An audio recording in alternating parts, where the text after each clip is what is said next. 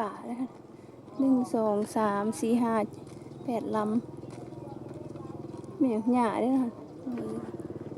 ต้นไม้อย่าเกิดโอ้ไม่ไปเอาเบียร์ลาวไปพุ่นทุ่งเบียร์ลาวอยู่หลุมพุ่นอยู่สวนพุ่นมีคนไปสวนทุ่งเบียร์ลาวปลูกอยู่นี่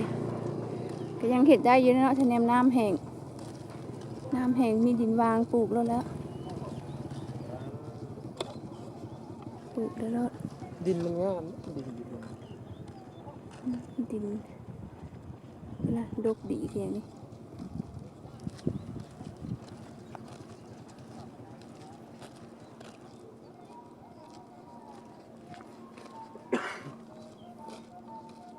ไปใส่แล้วฮะชัวยางกับบัดที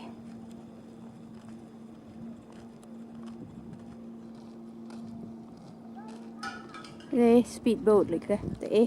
มาเสียงอย่างเซลจะพูดเสียงอยู่พุ่นไผ่ที่ตกเครือนะมือนี่วิทย์ส่วงนี่ไปกับบุเป็นส่วงอันตราย